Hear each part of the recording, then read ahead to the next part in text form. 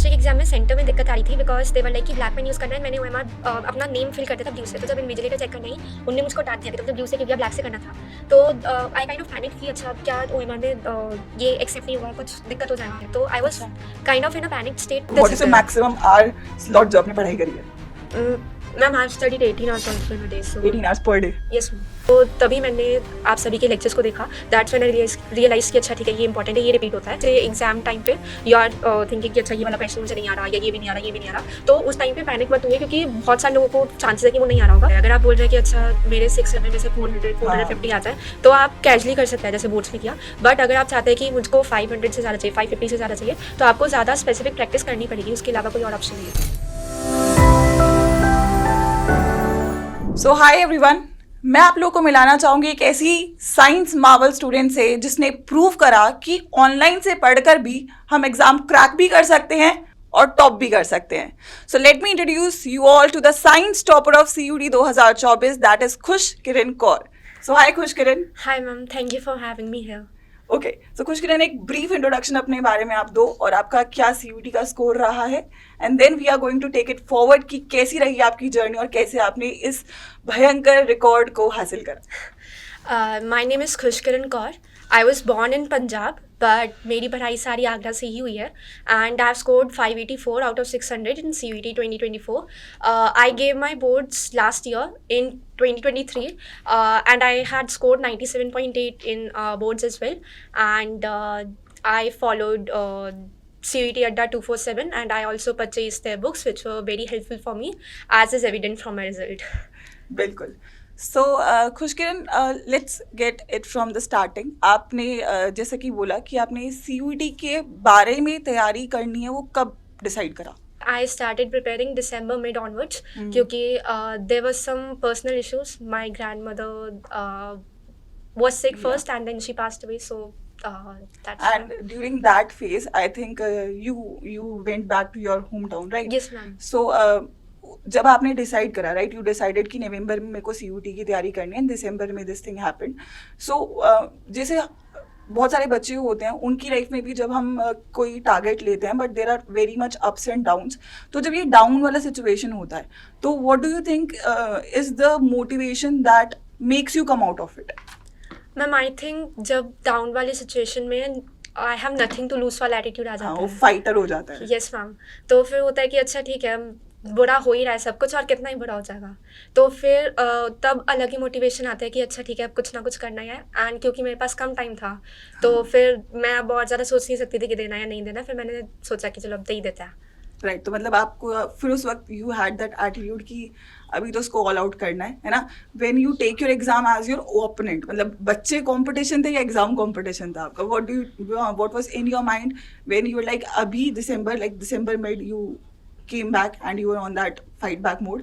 तो मतलब was there that thing in your mind कि यार मैंने ना 6-7 महीने से पढ़ाई नहीं करी है, तो ऐसे बहुत सारे बच्चे हैं जो पहले से पढ़ रहे हैं, तो क्या उस कंपटीशन को मैं बीट कर पाऊंगी या नहीं कर पाऊंगी? वो थोड़ा सा डाउट कभी माइंड में आया?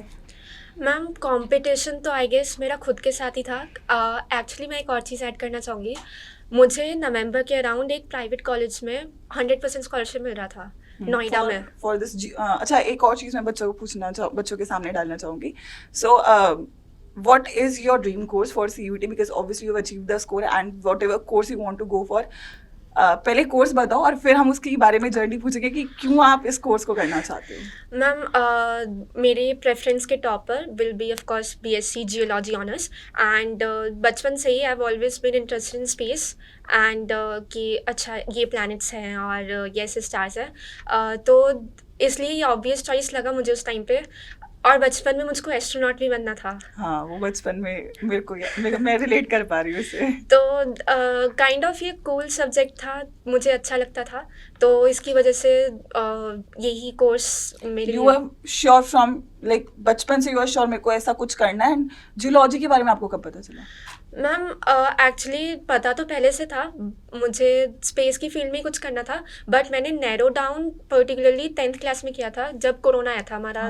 2020। Yes ma'am that year. तो तब इसलिए पता चला कि थोड़ा सा पॉल्यूशन कम था और हम लोग ऊपर जाया करते थे हाँ, जब पूरे क्योंकि हम फैमिली बाहर तो जा नहीं सकते थे। तो तब ज़्यादा स्टार गेजिंग में इंटरेस्ट आ गया कि अच्छा ये ऐसे है। कुछ इंट्रीग कर जाता है ना, वो क्लिक कर जाता है। So that point was Yes. Your thing कि यार अभी मेरे को इस जोन में जाना है, इस फील्ड में जाना है। Yes ma'am then I researched more about it क्योंकि एक्चुअली में मेरा स्टार्टिंग पॉइंट ये था कि मैंने जुपिटर देख लिया था अच्छा, तो वो इतना शाइन कर रहा था एंड आई वाज लाइक वाह मुझको इसके बारे में पढ़ना है। तो तब से आई डिसाइड कि अच्छा ठीक है मुझको जियोलॉजी ही करना है।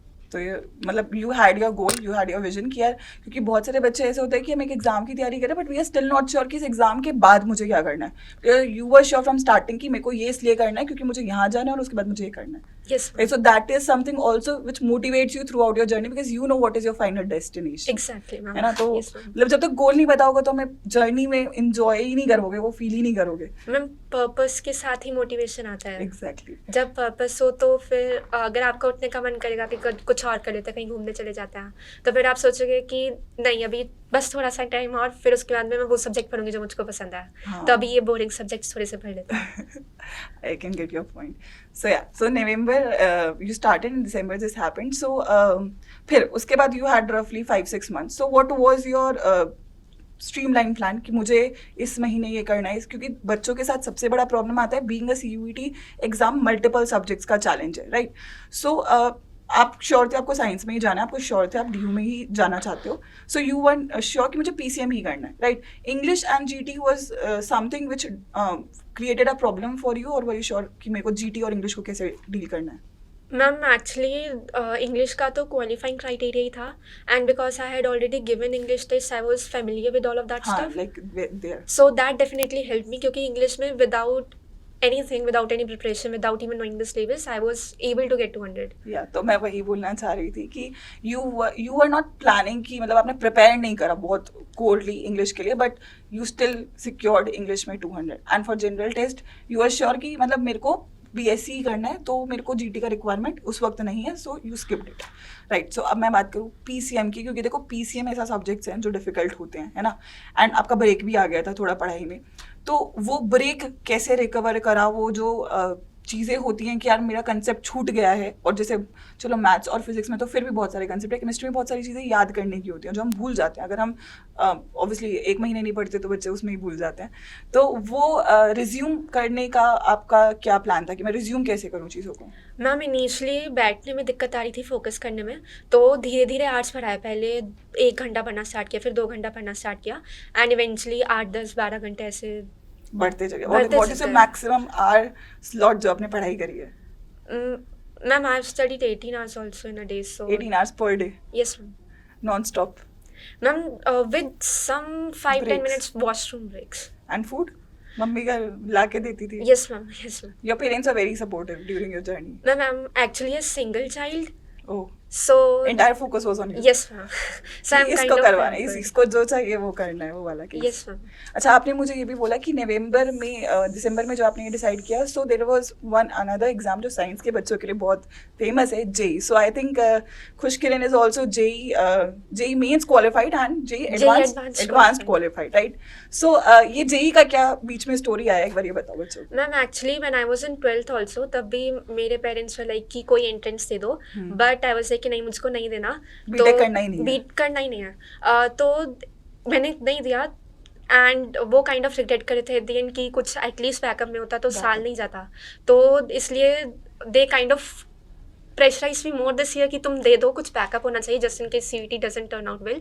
तो इसकी वजह से जनवरी मैंने स्किप कर दिया था कि मुझको मनी नहीं था। अप्रैल में उन्होंने रजिस्ट्रेशन करा दिया, तो मैंने अप्रैल अटेम्प्ट दिया था एंड कुछ नहीं अलग से किया, सिर्फ NCERT जो 11th तो पढ़ा ही नहीं था। 11th बिल्कुल नहीं पढ़ा था, कुछ याद भी नहीं था एज सच, क्योंकि मैं 12th में नहीं दे रही थी, मेरा 12th से भी एक एक्स्ट्रा साल हो गया था, तो 11th का कुछ ब्रेक आ गया था पूरा। 11th का कुछ एज सच याद नहीं था एंड फिर उसके बाद में मैंने सोचा कि 12th का ही देख लेते हैं, क्योंकि मैं सीरियस ही नहीं थी उसके लिए एज सच, तो मैंने ऐसी एग्जाम दे दिया। आई गेस वो ही मेरे लिए एडवांटेजेस रहा क्योंकि मैंने बिना प्रेशर के एग्जाम दिया। और आपने वो सीखा होगा कि एग्जाम मतलब एग्जाम में प्रिपरेशन बहुत इंपॉर्टेंट है, बट एग्जाम टेम्परामेंट बहुत इंपॉर्टेंट है। Yes ma'am. और जो इंसान बहुत तैयारी करके भी बहुत प्रेशर में पेपर दे के आते हैं ना, तो फिर वो बेस्ट परफॉर्म नहीं कर पाता है, बट आपने जेई के पेपर से ये देखा होगा कि यार मैंने जितना पढ़ा है मैं उतना पेपर में करके आऊँ, क्योंकि प्रेशर तो है नहीं, nothing to lose again. Yes ma'am. तो वो वाला experience help you in CUET.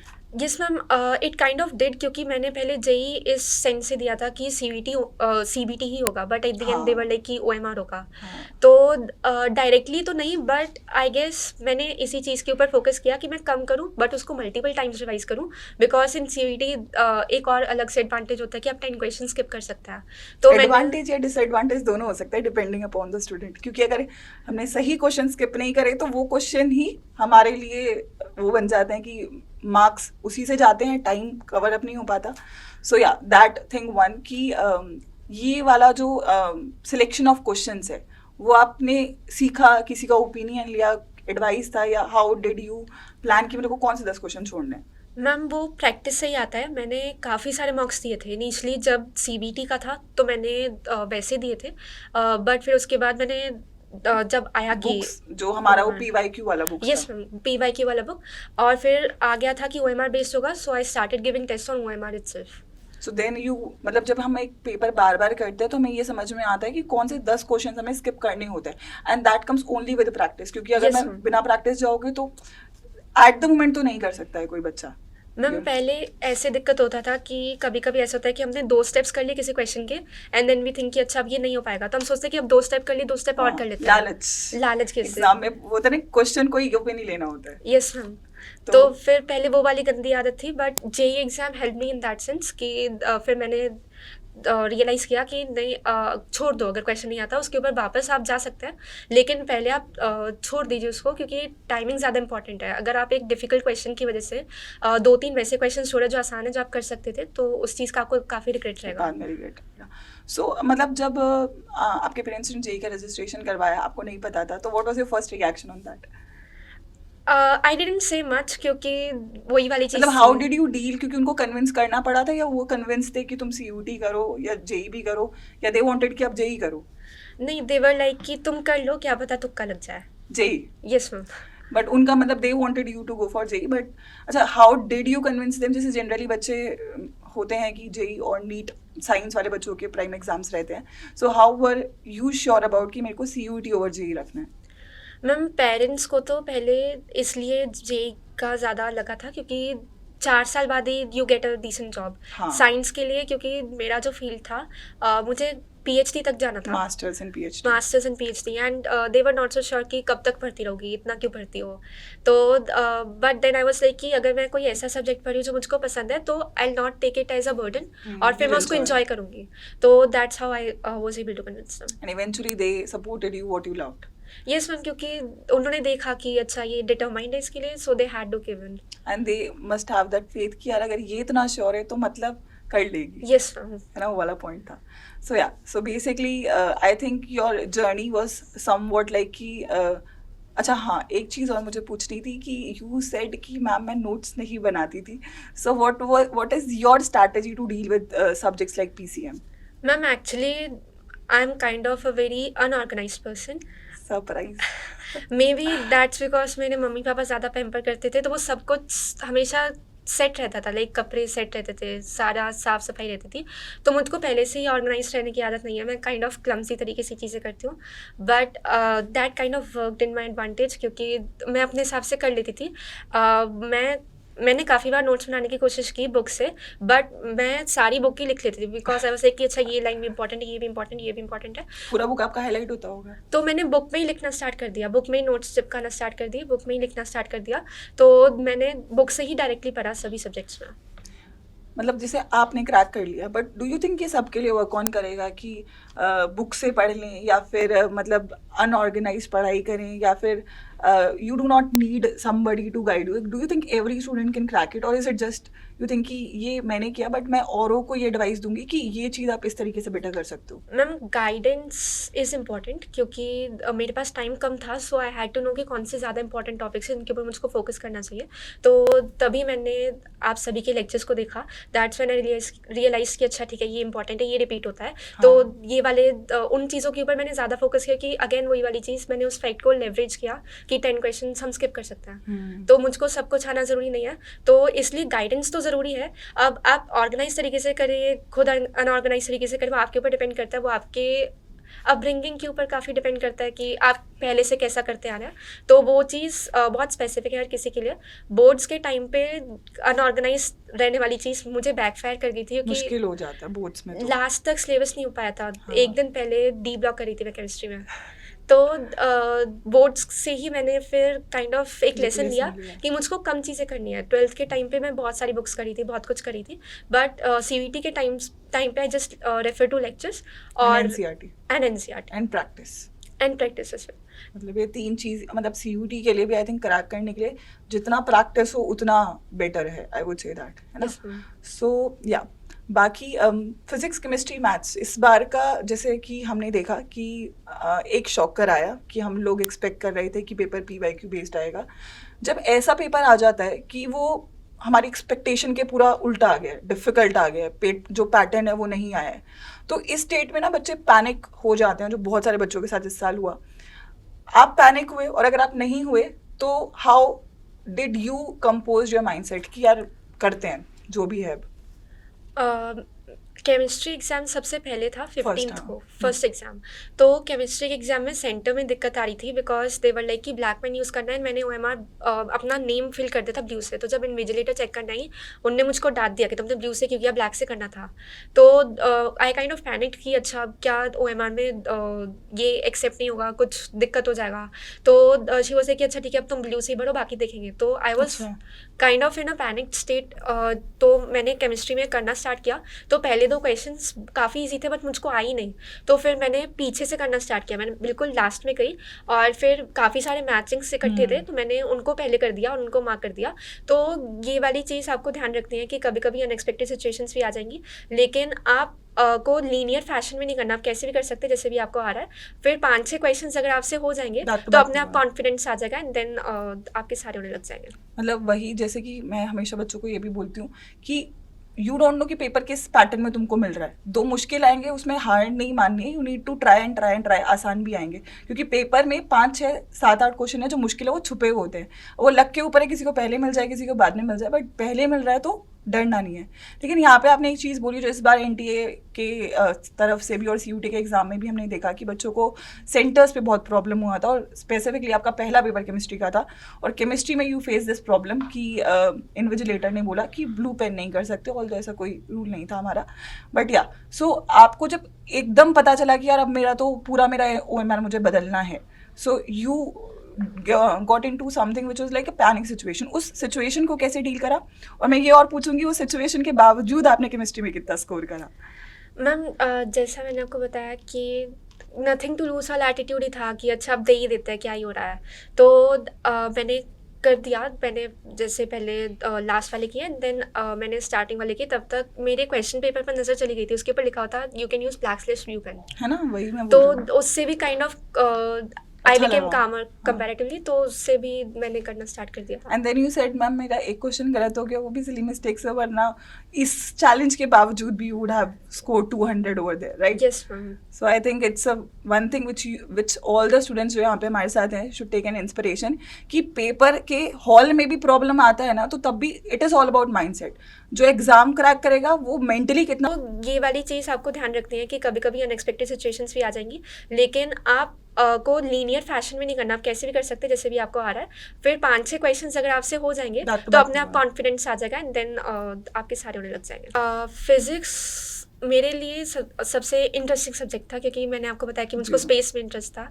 तो फिजिक्स में क्योंकि पहले से इंटरेस्ट था, प्रैक्टिस ज़्यादा थी, तो इसकी वजह से ज़्यादा दिक्कत नहीं, बस तब गर्मी ज़्यादा थी कंपैरेटिवली, तो उसका थोड़ा सा दिक्कत था पहले। बट जैसे हाथ में क्वेश्चन पेपर आया, मैंने करना स्टार्ट करे, तो उसी जोन में चले गए, तो फिर ज़्यादा फर्क नहीं पड़ा। एंड जैसे मैथ्स में इस बार जेई मेंस तक का लेवल पूछा गया था, तो शशांक सर ने काफ़ी कुछ प्रैक्टिस आपको करवाया होगा, आपने सीरीज फॉलो करा. Yes, ma'am. You follow 360 degree. Yes, ma'am. Any other series you follow ma'am PYQ series भी अलग से थी. जो पेपर से पहले तुरंत? Yes, ma'am. So the questions helped you, जो आपने जैसे यहाँ पर भी यू फॉलोड ई बुक्स या प्रैक्टिस PYQ बुक्स करा आपने, सीरीज में क्वेश्चंस करा. So were the questions and were the content जो आपने पढ़ा reflective of what came in your exam? Ma'am इस साल तो सारी क्वेश्चंस डिफरेंट थे. I practice PYQs as well, but फिर भी काफ़ी ज़्यादा थोड़ा सा डिफरेंट था, बट कॉन्सेप्ट वही थे. हाँ, concept, the level of questions definitely change Yes, इस ma'am. बार. तो अगर हाँ कोई बच्चा CUET को ऐसा लाइटली ले कि यार 12th में पढ़ के हो जाएगा, क्या ऐसा है कि एकदम 12th में तुम पढ़ोगे और तुम CUET ऐसे ही करके निकाल लोगे, या ज़रूरत है सीरियस होके पढ़ने की, चाहे एग्ज़ाम कोई भी हो, कंपटीशन बड़ा है, तो इज़ इट रिक्वायर्ड कि हमें सीरियसली एग्ज़ाम को प्रिपेयर करना चाहिए, या हमें कैजुअली हम 12th दे रहे हैं और फिर हम CUET कर लेंगे, क्या सब कर लेंगे? मैम ये डिपेंड करता है कि आप टारगेट कितना करें. अगर आप बोल रहे हैं कि अच्छा मेरे 600 में से 450 आ जाए, तो आप कैजुअली कर सकते हैं जैसे बोर्ड्स में किया. बट अगर आप चाहते हैं कि मुझको 500 से ज़्यादा चाहिए, 550 से ज़्यादा चाहिए, तो आपको ज़्यादा स्पेसिफिक प्रैक्टिस करनी पड़ेगी. उसके अलावा कोई और ऑप्शन नहीं है. राइट, मतलब अगर आप बेस्ट बनना चाहते हो तो हर एग्जाम में बेस्ट बनने के लिए you need to have a plan, you need to work. ऐसा नहीं है कि फॉर ग्रांटेड ले लो, क्योंकि फिर एवरेज मार्क्स तो बहुत सारे लोगों के आते हैं. We need to make a choice कि मुझे एवरेज बनना है, मुझे बेस्ट बनना है. Yes, ma'am. Right, so there is always that option. Great. So I think so आपका जो पूरा जर्नी है वो काफ़ी ज़्यादा, मतलब मैं थोड़ा वर्ड जीनियस भी यूज़ करूँगी, बिकॉज जितना मैंने आपसे बात करा है, I am getting the point कि you are very sorted, you are very मतलब आप बोल रहे हो मिसमैनेज्ड, बट मुझे लगता है managed might be in the term of life style, but in terms of your mind set, your goal, you are sorted कि मुझे ये करना है तो ये करना है ना. एनी डिस्ट्रैक्शन यू फेस, मतलब लाइक जैसे बच्चों की लाइफ में बहुत सारी चीज़ें होती है, मतलब so anything that you think was a distraction and you overcomed it? Ma'am distraction बस मेनली यही था because all my friends were in college हाँ, एंड मैं कॉलेज नहीं गई थी. सो वो ही काइंड ऑफ कभी कभी परेशान करता था. इनिशियली करता था, but then I was like कि मैं इसके ऊपर और ज़्यादा टाइम वेस्ट नहीं कर सकती because it was affecting my productivity. तो मैंने एक चीज़ नोटिस की कि अगर आप टाइम लगा देते हैं, अपने फ़ोन में काफ़ी सारी ऐप्स आती हैं, तो आप टाइम लगाइए कि अपने हिसाब से कि अच्छा इस 1 घंटे अब मैं कुछ भी और नहीं सोचूंगी, मैं सिर्फ पढ़ाई के बारे में सोचूंगी. तो फिर उसके बाद में 5 मिनट आप चाहे किसी और चीज़ के बारे में सोच लीजिए. फिर उसको 1 घंटे के बाद 2 घंटा बढ़ाइए, 3 घंटा बढ़ाइए. इवेंचुअली यू विल फाइंड कि आपके काफ़ी लंबे सीटिंग आवर्स हो जाएंगे. Exactly. So I think so your journey अगर आप ब्रीफ करना चाहो 1 मिनट के अंदर, CUET 2024 की, being a topper, being scoring this much despite the level of exam, despite the competition, what is one or two things that worked for you, and how would you describe your journey for CUET 2024? Ma'am I also like to add कि मैंने खुद से notes नहीं बनाए थे, but जो online lecture के notes थे मैंने उनका PDF डाउनलोड कर लिया था. तो ऐसा भी नहीं कि आप बिल्कुल नोट्स नहीं बना रहे या कुछ नहीं कर रहे. तो मैंने टीचर्स के नोट्स तो ऑफकोर्स फॉलो किए थे, क्योंकि और कोई तरीका नहीं है बार बार रिवाइज़ करने का. एंड जैसा मैंने बताया कि बोर्ड से आई टुक अ लेसन कि मुझको कम रिसोर्सेज करना है और प्रैक्टिस ज़्यादा करनी कंपैरेटिवली. तो इसकी वजह से मैंने कम टाइम में ज़्यादा बार सिलेबस रिवाइज़ करने की कोशिश की थी. And I think that work for me. And practice भी अगर आप कर रहे हैं तो थोड़ा टाइम बाउंड कीजिए. जैसे मैंने जब मॉक्स लगाए थे तो आई न्यू कि 1 घंटा मिलेगा, बट मैंने पहले 55 का किया, फिर 50 का किया, फिर इवेंचुअली टुवर्ड्स दी एंड मैंने 40-45 मिनट्स में टेस्ट देना स्टार्ट किया, स्पीड बढ़ाई. लेकिन फिर भी क्योंकि क्वेश्चन पेपर अनएक्सपेक्टेड था, तो मेरा काइंड ऑफ लास्ट मोमेंट पर ही सारे एग्जाम्स हुए. तो इसकी वजह से आप पहले ही अपने आप को उतना प्रिपेयर कर लीजिए कि एट द एंड अगर कुछ होता भी है खराब, कुछ बदलाव होता है तो तुम उसे फेस कर सकते. Yes ma'am. Great.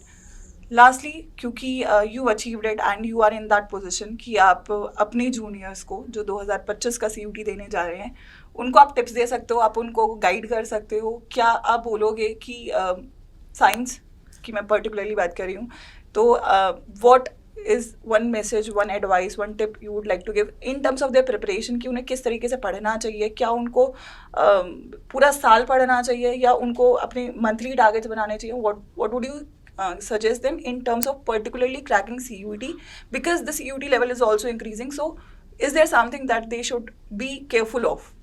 Making targets is very important, but आप बफर भी रखिए, because sometimes what happens is कि हमारा पहला टारगेट अचीव नहीं हुआ and then we are like कि अच्छा बाकी भी नहीं हो पाएगा and we give up. So उसके लिए इट इज़ इंपॉर्टेंट कि आपने रखा कि okay I will finish this chapter in 3 days, but I will also give 2 days buffer just in case things don't work out as a planned. तो इसकी वजह से आप ज़्यादा कंपैरेटिवली अच्छे से चीज़ें कर पाएंगे. एंड सेकेंड बात ये कि साइंस डोमेन में इट इज़ वेरी इंपॉर्टेंट कि आप ज़्यादा प्रैक्टिस कर रहे हैं as compare to all the other domains.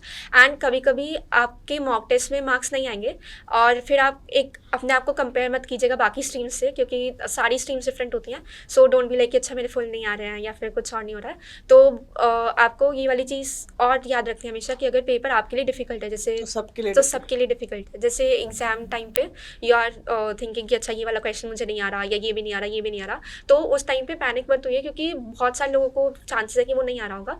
तो आई गेस मेंटेलिटी सबसे ज़्यादा इंपॉर्टेंट है कि आप पेपर में कैसे कर रहे हैं, क्योंकि हो सकता है कि आपने बहुत ज़्यादा पढ़ाई की हो बट अगर आप एंड में परफॉर्म नहीं कर पा रहे हैं तो उसका कुछ फ़ायदा नहीं होगा जो भी आपने सेक्रीफाइसेस किए हैं या फिर जो बिल्कुल. कुछ भी किया है. that day matters. Yes ma'am, it does. Exactly. And also last question for the session would be, do you think कि क्लास 12th के साथ CUT की तैयारी करनी चाहिए, क्योंकि दोनों का सिलेबस सेम है, एक तीर से दो निशाने होंगे, या आपको लगता है पहले 12th पढ़े और फिर CUT पढ़े? Ma'am I can't comment on this much, क्योंकि मैंने तो एंड बाद टाइम में पे ही करी दिया थी. था. बट आई गेस अगर आप 12th के साथ दे रहे हैं तो उससे बढ़िया कोई चीज़ नहीं, because you are not spending 1 more year of कहीं ना कहीं वो जो सिलेबस जो CUT का है और 12th का है वो तो पहले ही प्रिपेयर हो जाता है, and then last time you can just focus on the deleted sections. तो कहीं ना कहीं अगर मेरे को मतलब जैसे बच्चों के साथ स्कूल में क्या होता है कि हम सारा सिलेबस 12th का भी अच्छे से नहीं करते, फिर बाद में प्रेशर आता है 12th भी पढ़ना है, डिलीटेड भी पढ़ना है. जो बच्चे और मतलब इंग्लिश GT भी साथ में करते हैं उनको इंग्लिश GT भी करना है, तो वो कहीं ना कहीं मिस क्रिएट कर सकता है. So according to you it depends upon how better you can manage. Yes ma'am, resources बस हमेशा कम रखिए, क्योंकि अगर आप हाँ. बोर्ड्स भी कर रहे हैं और CUT भी कर रहे हैं तो आपको ज़्यादा दिक्कत आ जाएगी, because you have to devote some time to boards as well. तो रिसोर्सेज जितने कम हो सके उतने कम कीजिए और बार बार प्रैक्टिस कीजिए, बार बार OMR की प्रैक्टिस कीजिए. बिकॉज मेरे काफ़ी सारे फ्रेंड्स थे जिनने दोबारा दिया था, तो देवर ऑल्सो लाइक कि हमने OMR गलत भर दिया, फिर कुछ और भर दिया. तो उस चीज़ को अवॉइड करने के लिए OMR की प्रैक्टिस शुरुआत से करते रहिए, थोड़ा थोड़ा करते रहिए, फिर आपको एंड में ज़्यादा दिक्कत नहीं आएगी. Great. And anything you want to say to the platform CUT 24/7 or the teachers that helped you over here? कोई message last moment? Ma'am I am extremely grateful to all the teachers. Shashank sir के सारे lectures, आपके सारे lectures, Gajendra sir के सारे lectures, specially आपका जो dedication था हमारी तरफ, अलग अलग सीरीज लाना, बार बार अलग अलग क्वेश्चन प्रैक्टिस करना, अलग अलग क्वेश्चंस प्रैक्टिस motivate कराना. करना. यस मैम, लास्ट मोमेंट तक आपने काफ़ी सारी सीरीज लाई हमारे लिए, तो ऑफकोर्स दैट हेल्प्ड, और बिना आपकी गाइडेंस के I don't think that would have been possible. I'm very very proud of you and I'm very proud to call you my student and I'm very happy क्योंकि I think मैं Delhi university से हूँ and I think एक और champion Delhi university जाने वाला है and उसका काफ़ी बड़ा गोल है और मैं बहुत सारी गुड विशेस आपको देती हूँ. जो आपका विजन है वो इतना क्लियर है और मुझे पूरा लगता है, मुझे पर्सनली वो गट फीलिंग आ रही है, मुझे वो यकीन है कि whatever you are aiming for you will achieve it and might be कुछ सालों बाद हम मिलेंगे and you will be the scientist you want to be. Yes, thank you. So thank you बच्चों and thank you Kushkiran for being here and all the best for your future. Yes, thank you ma'am for having me here. Okay, thank you Okay. बच्चों.